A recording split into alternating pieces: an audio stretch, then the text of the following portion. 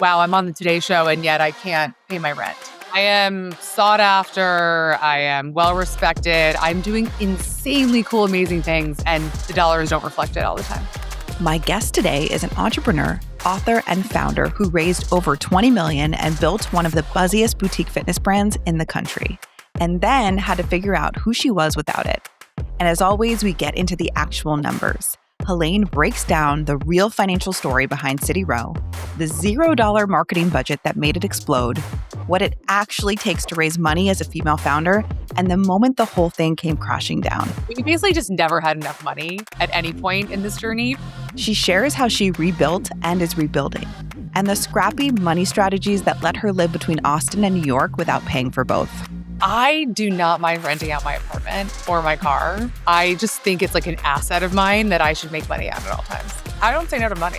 Plus, why she plans to build her next business in the GLP-1 space, what her own 2-year journey on Zepbound has actually cost, and why she thinks we'll all eventually be on GLP-1s. I took my first Zepbound shot and I have not looked back. I understand why I was so resistant to it. And also, it was such a beautiful gift that I gave myself to turn off this noise that I've had for my entire adult life. I'm Ashley, certified financial planner, founder of The Fiscal Femme, and I'm asking the question everyone is already wondering.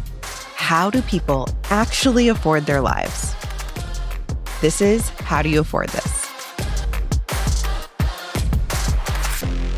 I'm so excited to have you here. You founded multiple businesses, including your current venture into GLP-1s, which I'm very excited to talk about. You're an author, podcast host. You live a fabulous life in Austin and New York. Like, how do you afford this? I don't know. I'm really scrappy, Ashley. We'll get into it. But I am about as scrappy as you can get. I'm always looking for a deal or a barter. And I don't know. I think when you're like in flow, things just happen. I love that. I see it too. Any like highlight of the scrappiness, like one thing you're like, this defines how scrappy I am. I do not mind renting out my apartment or my car. And I just think it's like an asset of mine that I should make money at all times. Your car and your apartment are earning you money. Yeah. When you're out of town. Yeah. Like I don't say no to money. Is it when you're out of town or all the time? When I'm out of town. I'll intentionally be away from Austin during South by Southwest. Also because I have zero interest in that.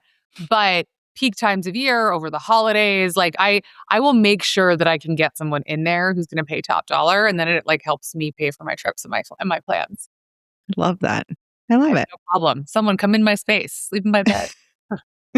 Have you had any bad experiences or so far so good? Knock on wood, so far so good. I love keeping it like 1 degree friend of a friend.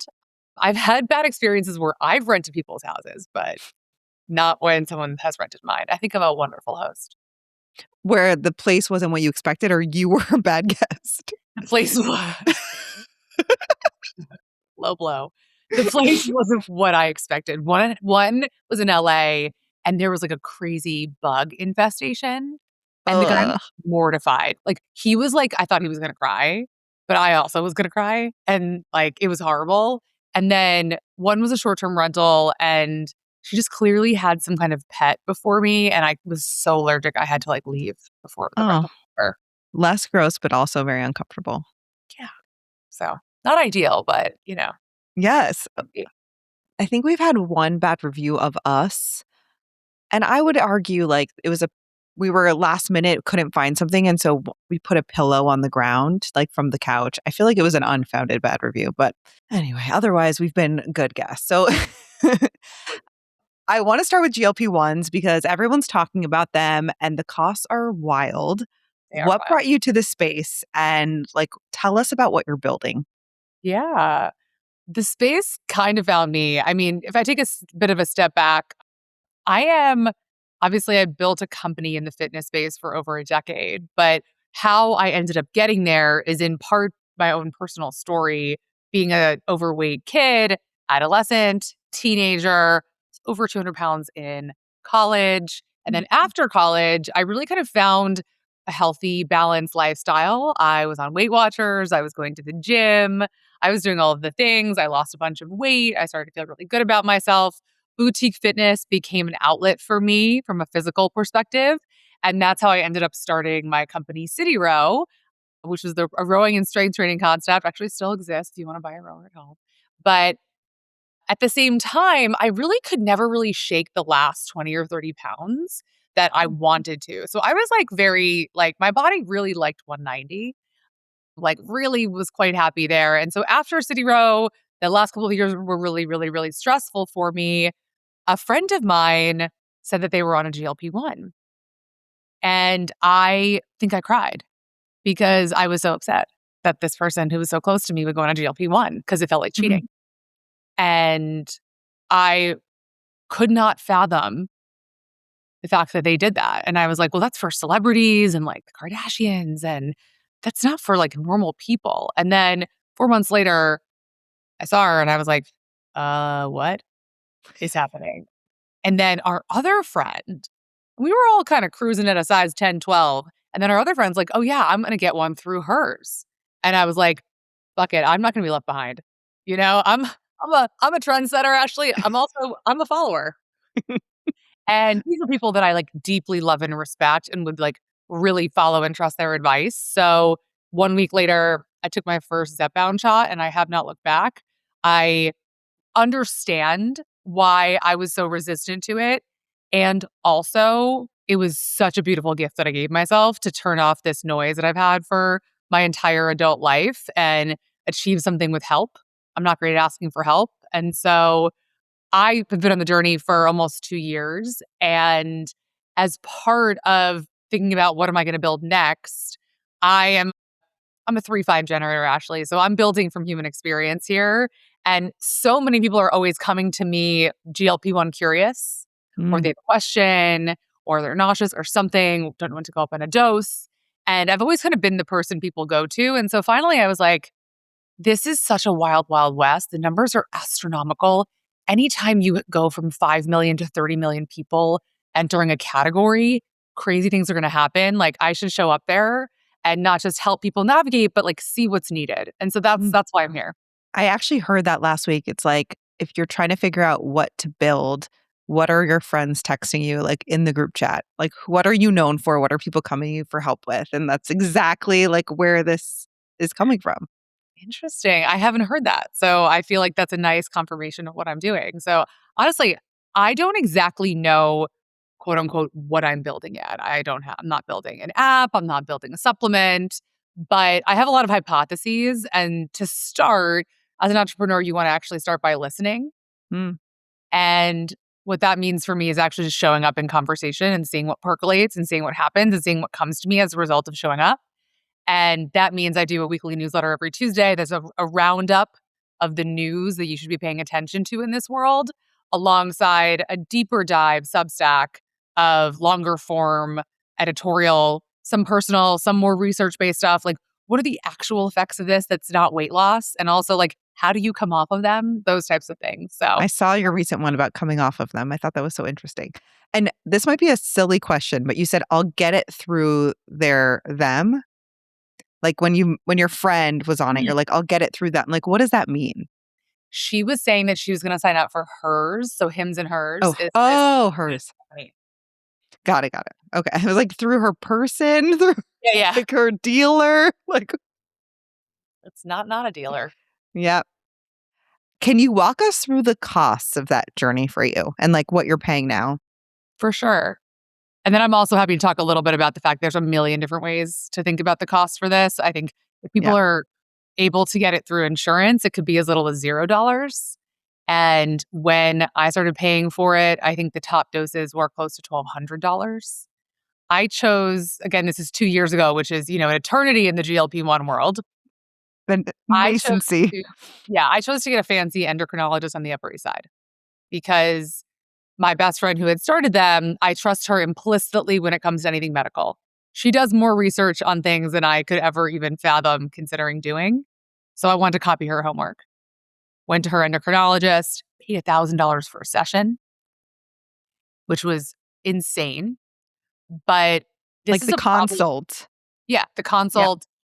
And they know what they're doing over there. It's also completely out of pocket. It's not covered. The doctor is also not covered with insurance. And I knew Right. that because I also have a very weird Texas insurance, which we don't have to get into, but hashtag entrepreneur life. Oh And yeah. I was like, this is a problem that I've been personally trying to solve for my whole life. So that's definitely worth whatever this thing is going to cost. And then she prescribed me the like lowest dose of Zepbound, which at the time I was paying $750 for each And that is monthly, weekly? monthly. Monthly. Okay. It was Expensive. a very, very expensive thing in my life. And yet every month I could rationalize it. Not only because you're eating a little bit less, for sure. I mean, that's for sure. The food bill definitely goes down, not by $750, but the value that I'd put on it is worth it for me. Right. And since then, the costs have come down. So the doses that I'm on, like I ended up kind of going up to, you know, two doses higher than that. But right now I pay $450 directly to Eli Lilly. And I've been able to move away from that fancy doctor and get it prescribed through my one medical doctor. So I'm not paying the doctor fee anymore. I'm just paying for my a monthly shot. How often did you have to see the endocrinologist when you were seeing them? Was it like a one time? In the beginning, I saw her and the follow-up sessions were only $500, Ashley, but I probably saw her a total of A 3 times. deal. Yeah. Okay. I probably saw her a total of 3 times, 2 follow-up sessions, maybe 3 follow-up sessions virtually after the first in person. And the first one was kind of worth it. I didn't know what I was getting myself into. I was really scared. And then Yes. afterwards, I was just like, well, this is fantastic. And then it was more just like, am I doing all the right things? Am I thinking about it in the right way? So more like confirmation. But I also know that I was actually like a very, very good candidate for this, like have very good habits for the most part. And so Right. this was just like a little bit of a turbocharge on what was already like a pretty healthy baseline lifestyle. Yes. And you mentioned the cost for other people and how sometimes it can be covered by insurance. Curious on the other, like how that can look, but then also any costs that you didn't expect or like things that are other than the GLP-1 itself.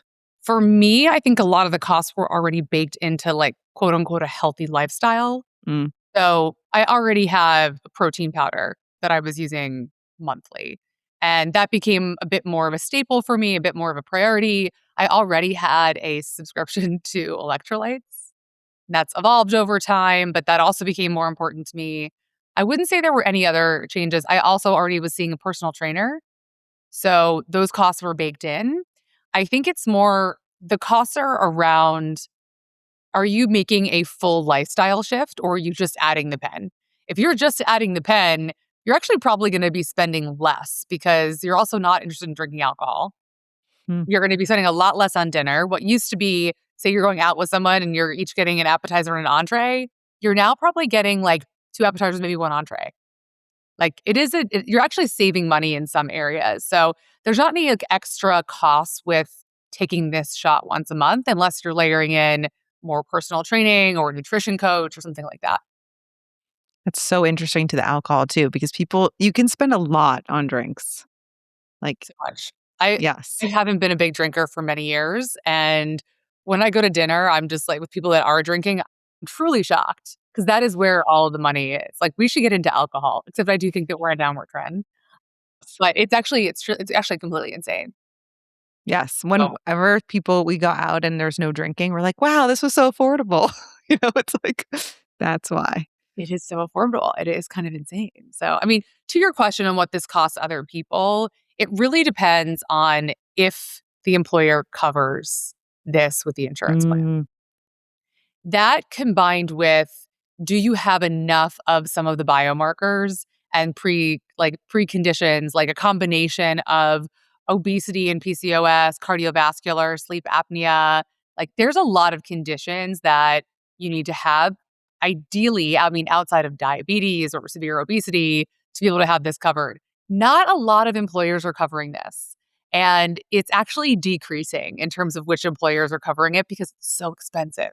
And there's right. not any immediate return for the insurer for someone to go on this. Unlike diabetes, right? If you're not covering someone's insulin, like the cost of them being in a hospital is astronomical and immediate. There's no immediate downside necessarily for someone to go on these drugs.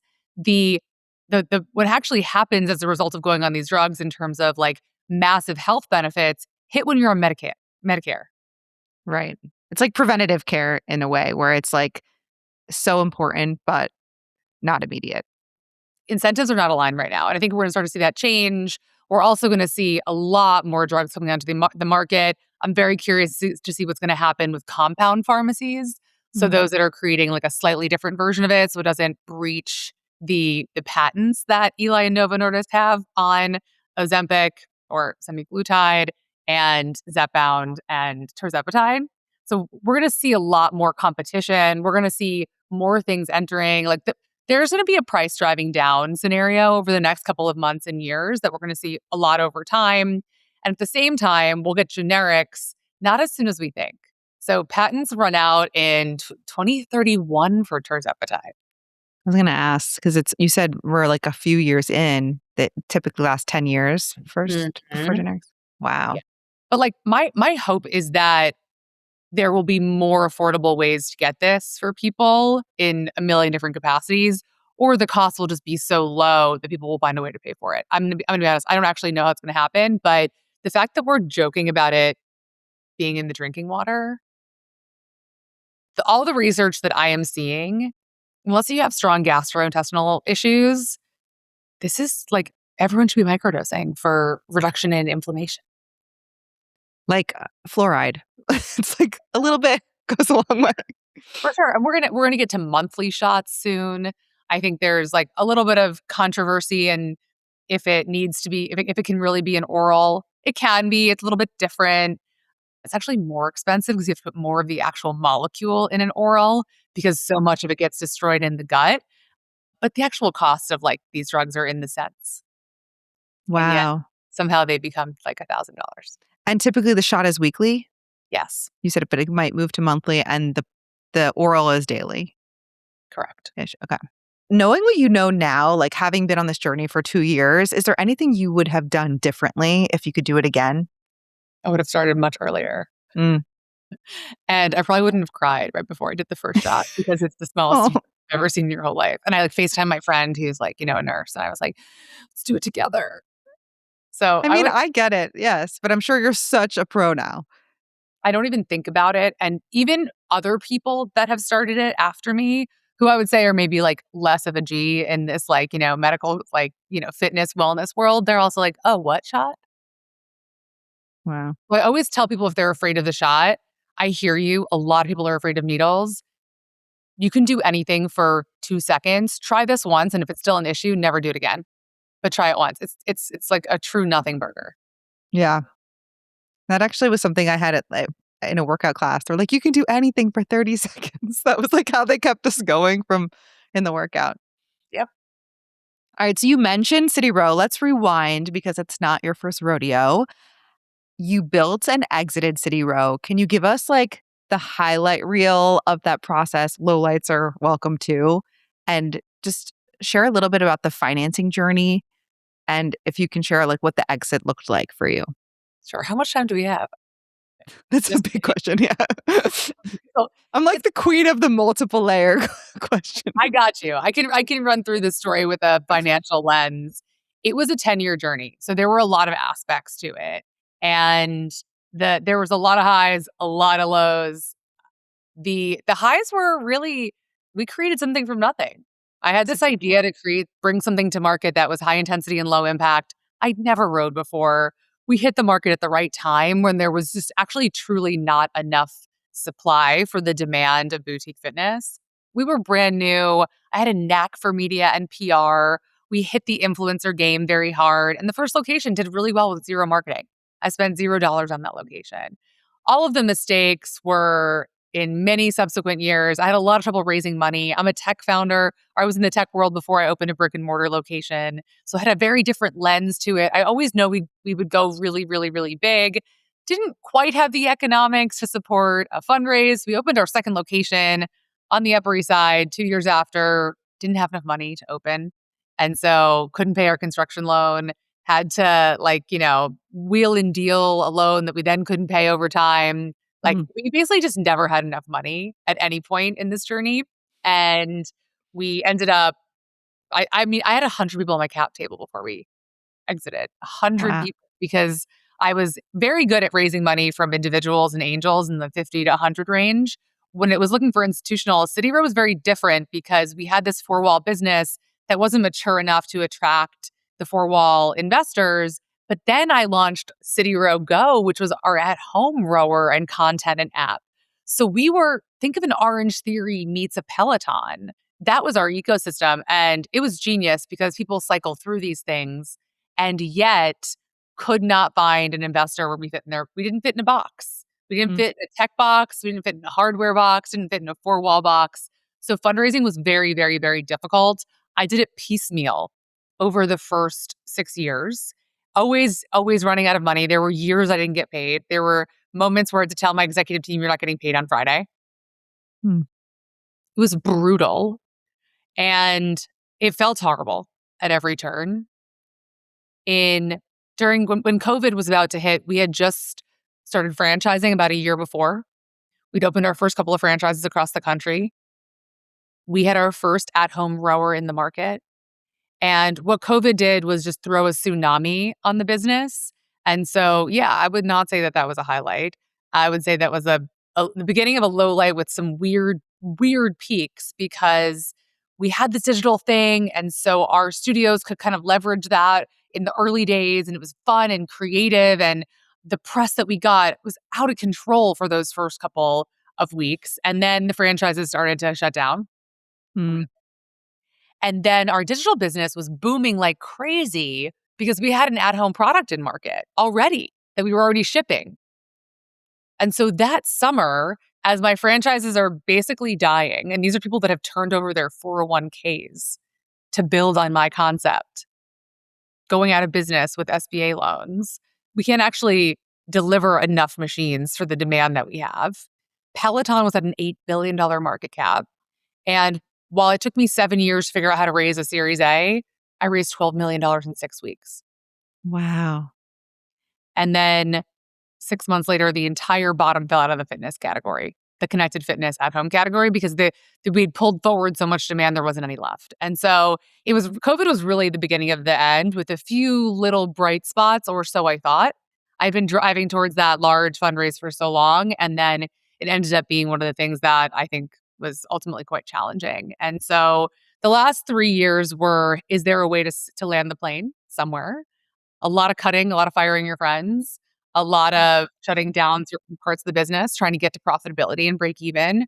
I'm a cockroach. I would keep going. I had a board member, wonderful woman named Sharon, sit me down with a 30-page PowerPoint. But that was basically like, it's time to stop. So then I cried for 2 weeks. And then I was like, okay, let's try and land the plane. We're in an M&A process, no bites. Mm. Whole industry is suffering here. The whole industry. Ran it again, got a bid from a competitor who's adjacent. We were in diligence and negotiating for 6 months, and they pulled out on the closing call. Oh my gosh. I know. After my book, I'd written a book during this about my whole journey, the process, the underbelly.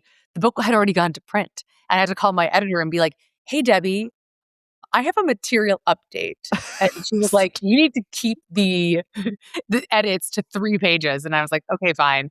So we ended up basically giving the business to our senior debt holder, who was our manufacturer, in exchange for their debt. So they had a little over $2 million in debt, and we kind of gave them the assets of the business in exchange for absolving that debt. We had 2 other debt holders that we were like, listen, we might get some ERC checks over the next little while, and we'll pay you, maybe 20, 30 cents on the dollar of your debt for that. And then, investors, I've raised over $20 million. It was a zero for them, which also means a zero for me and for everyone on the cap table. And we also didn't get paid for quite some time because we'd run out of money. So it was, on paper, it was a zero.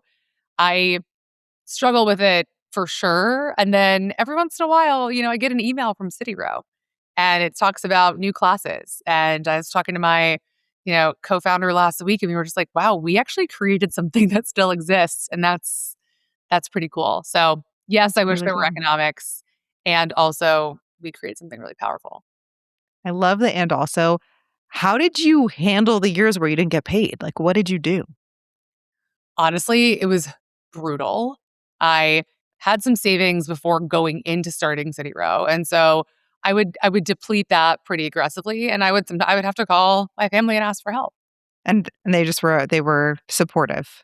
Incredibly supportive. It was embarrassing, and it was hard for me to ask, and yet fortunate that I have a very supportive family, and they definitely saw this as my graduate school, and maybe on some level they got out, better, but Right.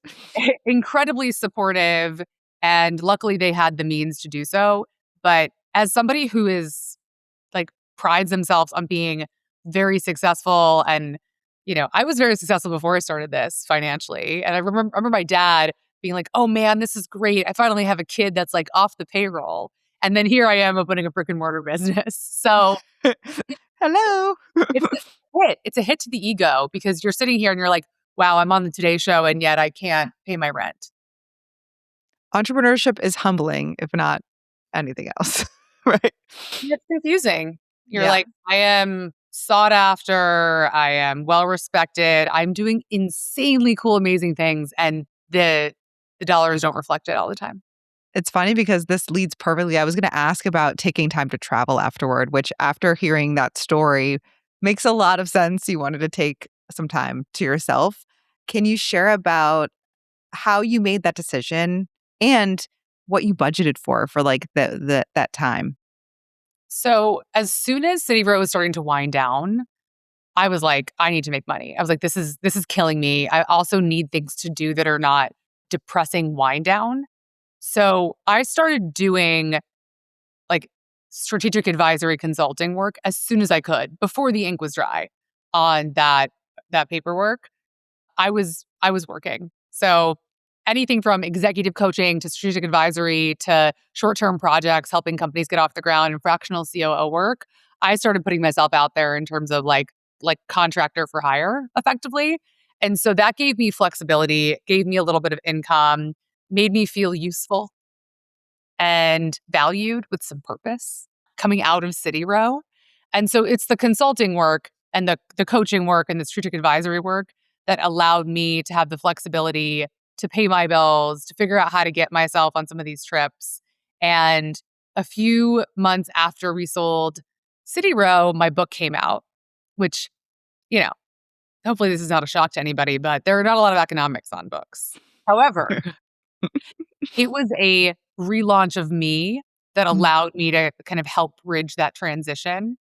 So the book was like a bit of a guiding bright North Star for me that I was able to celebrate and then move into another consulting project with a friend of mine at a company called Loop and Tie, which is an unbelievable sustainable gifting company, supports small makers. And that was a much like meatier consulting project that gave me flexibility and also the ability to like calm down a little bit. And that was the beginning of I'm going to go to Bali for 5 weeks, figure out like hopefully that'll fix me. Turns out I came back from Bali being like, whoa, I'm burnt out. Like, and so then I was like, this whole year needs to be more of this. Mm. And so that's how I ended up, did a little bit of Europe. I did the Hoffman process, which was incredible. What is the Hoffman process? It's this unbelievable, it's a 7-day retreat, no phone, no connectivity, no working out, no music, no nothing. And Wow. you are doing a lot of work on yourself. Think of, you know, 50 years of therapy in 7 days, and you're unpacking a lot of these inherent unconscious patterns that you got from your parents. Effectively, you're forgiving your parents, you're kind of figuring out how to show up as your true self in the world. That's beautiful. That's I also a amazing. Sorry man. It's a no for me, dog. The one and only time. Yeah, swing and a miss. But I wanted to try a million things that you really Yeah. can't do when you're building a business. So that was last year. And then honestly, at the end of last year, all the consulting started to feel a little empty. And I kept a couple projects and some coaching projects, and I love like strategic advisory work. I'll always do that. But I was like, it's time for me to build. What am I going to build? It's incredible. And it sounds like so from hearing I'm curious like when you started writing the book. It sounds like up until the very end, like the story was being written, but did you have a different intention for writing the book than it turned out what the book like I'm curious on the timeline of that. So during COVID, one of the women that worked for me had written a book. She was a writer. She was like, "You have such good stories, Helaine." And I do. Like, there's some crazy shit in that book that I just like kind of thought everyone was going through. I don't think that they were in retrospect, but she was like, can we please write the book?" And I was like, I don't think I'm a writer. Like, I don't have a book in me. And she said, "You do. Let's just start telling the story." Mm. And when I was on it, I had a big Today Show clip in 2018, 2019. And I had a bunch of agents reach out being like, "When you're ready to write a book, let me know." And I was like, funny, archive. I started talking to my friend Leanne as I walked the boardwalk in Miami multiple mornings per week. It was so cathartic for me to tell the story of CityRow and Mm. for someone to listen and ask questions. I felt so heard. I felt like the story was bearing witness, and the business was challenging. But the initial idea was, let's tell a story from the perspective of a founder that hasn't won yet, but probably will. Because I kind of had this hype. I knew too many founders that when they actually like exited their business, they hated it for whatever reason. It was tainted. They had golden handcuffs. The deal was challenging, whatever it is. And so I was like, oh, cool. Let's tell the story before it's over. That could be interesting. And then as shit started getting really insane and we were firing people and the business was crumbling, I had to call my editor and be like, it's a dark book. It's a dark book. I'm pulling the proposal. We're going dark. This is nuclear and this is actually a tragedy. It's going to be a tragedy story. I'll find a way to make it inspiring, but it's going to be a tragedy. I hope you're on board, Debbie. Her Debbie's a favorite call, I'm sure. oh, Debbie's terrified of me, but that's Oh, that's amazing. So now I know you don't know exactly what the business is you're building, but there's a newsletter, there's a podcast, and the podcast is kind of related. Like, tell me about all the projects you're working on. I think they're all related because they're all really talking to the same demographic of mostly women, call it, late 20s into 50s. Like Mm. that's who I'm talking to. It's Yes. people that are curious, people that are interested. And for me, and I think this is again not that different from CityRow, the macro is like taking control of your own like proactive personal health. Mm. And in the podcast, it's like a little bit more, more on like, probably like the personal growth side of things of like, how do you navigate times of uncertainty, which was something that obviously I've been going through, not like being part of CityRow anymore, like kind of having to move through that identity of who I was. I love being the CityRow founder. Like you met me there, like it was a Yes. pride, something that I wore every single day when I showed up in a room. And so that transition was very interesting for me and challenging. And I love having conversations with people. And we have an episode out, I think this month on the arrival fallacy of like, you'll be happy when, right? Like that is such a thing that Yes. that like plagues this demographic of people. So it's been fun to kind of pick certain topics, have amazing, great guests on that are willing to be vulnerable and share when things weren't perfect and how they navigated that uncertainty. I want to normalize that. And so the podcast called Step Into Next definitely is kind of part of this wider ecosystem. The Substack and the newsletter are right now very specific in the GLP-1 space. I also have a couple of other projects that are a little bit different, all in like proactive personal health. I think we're in an era where we're all taking control, or we can take control of Right. our personal health if we want to. And I think that a lot of our access to information is quickly eclipsing a lot of the professionals in a lot of day-to-day ways. Makes so much sense. So we talked about in the past building CityRow. Like, what are the ways you make money now? Are you still doing the advisory? Is it from subscriptions? Like, how is that working? Yeah, well, I actually have my first 2 paid subscribers on Substack, which is Amazing. fantastic. I actually didn't know that you could become a paid subscriber on Substack. So you didn't really have that set up. My friend Vanessa, who's like this unbelievable, like amazing writer, she's like so fantastic. She sent me a whole note. She's like, I love supporting this. It's amazing. And I was like, wow, thanks, Vanessa. Like, I had no idea I could even do this. So that was a beautiful, unexpected moment. But no, there's no massive economics coming through that yet. I believe that when you're like pulled to do something, like I spent a lot of time pushing a boulder up a hill at CityRow. I'm not doing that again. Mm. I'm ready for like true flow and abundance when it comes to building. And right now, I feel very pulled here. Like I have a feeling that I have an unfair advantage to something really big in this space. And the Helaine today that's able to kind of walk that like path without knowing where it's going is a very different person from 10 years ago or even 5 years ago building CityRow. And I'm confident that the economics will come. To make money, I do strategic advisory work still. I do all kinds of coaching. I particularly love women in general who are facing some kind of pivot in their life, and or founders are my jam. We're going through a pivot. We got to figure some stuff out. We need to do some easy, quick fundraising support. I'm all in there. I'm so excited for you. This is such an exciting chapter. Thank you. Yeah, it's been fun. So, something that you talk about in your book, in your story, like as a business owner, we have to navigate awkward money conversations all the time. Curious if this is probably like in all your deep work around being your true self, like the Hoffman process, this might have supported that. But like, how do you handle awkward money conversations? I feel like, especially for women, like we sometimes shy away from having them and it really can cost us. So curious, I, yeah, how do they're you still handle awkward. those? Actually, they're still awkward. I, I think they're very awkward. I actually was with a friend and she was interviewing Your Rich BFF for her book tour, I think, and they talked about this, about how to navigate conversations with friends who have different economic abilities for things. Yes. And the one of the questions was around like, you have a friend who like is like, "Hey, let's go for sushi all the time." And you're like, I want to do that. I want to see you, but I can't afford the sushi. And Right. she's like, what actually happens is you keep saying no and that person gets pushed away. And what you really need to do is say, hey, like, how about you come over for pizza instead? And so it's about like in those moments, that was something that she said that really stuck with me.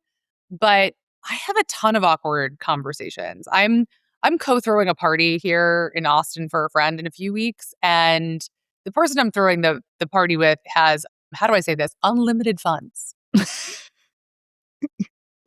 Like unlimited funds, would love to throw money at everything. Whereas I actually have some time on my hands and I'm in like more of a fixed budget as I'm in building right now. And also, even if I had a lot of money, I wouldn't be spending as much money as you think on this thing.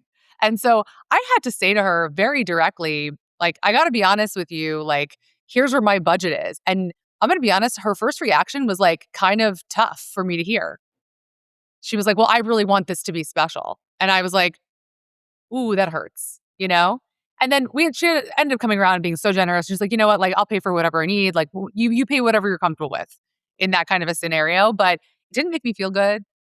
I didn't love it. I stand by where I was on that. But man, does it suck, and man, do we have to get better at it. Such a good example. How long did you stew in that stress of the budgeting stuff before you brought up the conversation? And did you prepare? Like what? I I tried to have it via email. It didn't work. I tried to have a phone call, and then it all happened via text. And I think I had my friend write the text for me because I was so nervous. And sometimes that's good because you need like a second opinion, like no Right. emotion to be able to come at it. So ask another friend for help and like gut check it to make sure you're not off base in some capacity. But it's really hard. I mean, I'm with a group of people sometimes that I'm just like, I know we have different budgets, and sometimes you have to state what you can do, what you can't do. And then also, what I think is really beautiful is that sometimes you have friends who are like, yeah, I got this, and then just practice receiving, which is also Mm-hmm. very difficult. But, I have a friend where, let's just say our holiday gifts to each other had like a $900 difference in what they were. And I still feel great about what I was able to do. And do they know, like, have you spoken about money that yours will be lower because of XYZ, or just kind of unspoken and known? So I don't think in my life it's been super necessary for me to be like, hey, money's really tough right now. I think for me, that comes out in, yeah, man, like, as I'm building this thing, like, it's really important for me to keep X amount of like consulting advisory work. And, that always ebbs and flows, as you know. Right. And so when I'm in a valley, I'm probably just more communicative about it than normal, or it's not even consciously. And this is like, you're asking me this, so I'm thinking about it almost for the first time. But I'm Right. probably more vocal because it's something that's stressing me out. And I'm trying to be more transparent with my close people on that. So then they already have that context. I think so. Yeah. And then obviously I think work money conversations are much easier. I find the boundaries very clear, very easier with a lot of practice. Oh, I'm Yes. sorry, you think you deserve a raise because you need childcare? That's actually not how this works. Feel free to get another job. And also too, what's cool about showing the friend, right? When you had her help you draft or she drafted the text, is like then you're now having a conversation with that friend that maybe you otherwise wouldn't have. Like you're opening that area of your life. Yes, totally. And you're being vulnerable. Hmm. I know you're in New York City and Austin. Like, what looks different about life financially for you in Austin than in New York? Okay. Austin's very cheap. Is it? I Yeah. pay about $3,000 a month for a beautiful one bedroom in like one of the nicest buildings in town. Wow.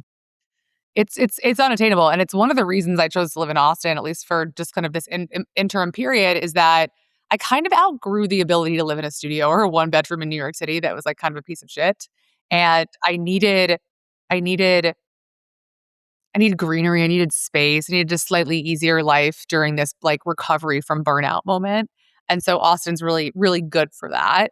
And for some reason in New York, like every time I leave my apartment, it feels like I'm spending $500.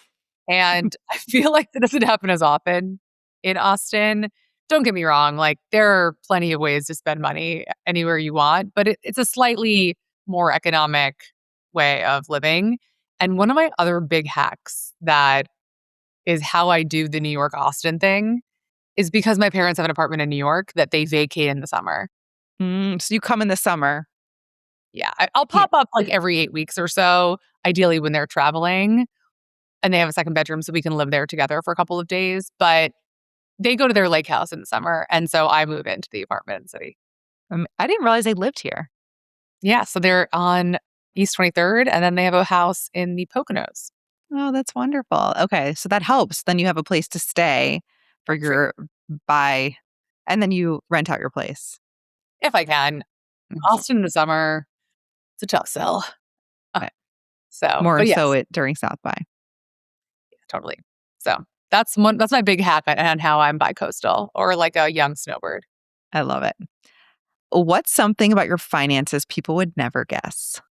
I don't know. I actually don't think I wanna say like I don't think I spend as much money as people think I do, but that's probably not the No, case. because I do think like of course follow you and like people live big. It's like you look like you're living a big fabulous life. So I could see that. Like Yeah, I there's do think I'm like pretty intentional about spending money, and I always think like, what's the phrase? Oh my god, I'm gonna butcher it, and you're gonna be like, "Helaine, you can never come on my podcast again." never. Penny wise, pound foolish. Is that it? Yes.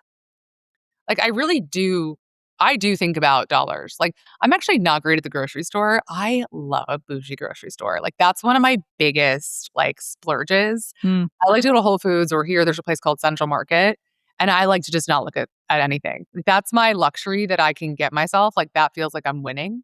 But, you know, I fly economy, which is also something that a lot of people in my world, like, could never fathom. But whenever possible, I like to remind myself that that's something that I could get in the future and that I can still handle economy. And I like to always do that. I've even done that on some international flights, and I will continue to. I'm very scrappy with points. Mm. I'm very good at credit card point management. I will like remind everyone, hey guys, it's the end of the Amex Platinum. It's time to get your Lululemon and all your Resi discounts if you haven't already. That's a very helpful friend. That's a very helpful reminder. I'm a good friend. Yeah. So we talked a lot about affording like your current life, but what are you working towards affording next? So I did an exercise a couple years ago of like, where does the money flow? And then when you like need money, money flows. I think for me, like I'm really looking forward to kind of rebuilding a nest egg that I depleted during my CityRow time. I think that that's, I feel fortunate enough that I'm able to live my day-to-day lifestyle It's planning for the long future and starting to kind of build that wealth that that wasn't afforded to me during the CityRow time. And that as an entrepreneur is just it's a very challenging thing to do. And so that's my goal for this next tenure is to rebuild that nest egg as big as possible Mm. and to hustle for it. It's not necessarily that I want to buy X, Y, and Z or do these things. I'd love to invest even more in my health and wellness. I think there's more and more things that are out of pocket, not covered by insurance, health and wellness things that are becoming on my radar that I think I'd like to spend some more and invest in. What are And those? Can you share some of them? there's for instance, there's this the Pronovo machine. This it's like a Mm, $5,000 full body MRI. yes. That's a real expense. And more things like that. There's tons of other blood work and screenings and haven't even done that much work into figuring out which ones are worth it and which ones aren't, but more proactive personal health. And then, finding a way to get back to New York in a more intentional way and, maybe have my own place somewhere. Well, thank you so much. Congratulations on everything. I'm so inspired by the way you found your next venture, by your story. You are so scrappy and brilliant. So thank you so much for this behind the scenes look into how you ran your businesses, how you afford those GLP-1s. Where can everyone find you and support your work? Thank you, Ashley. I am Helaine Knapp on LinkedIn, Instagram. My Substacks are pretty easy to find as well through those channels. Amazing. I'll link to them all. Go follow Helaine. Thank you. Thank you.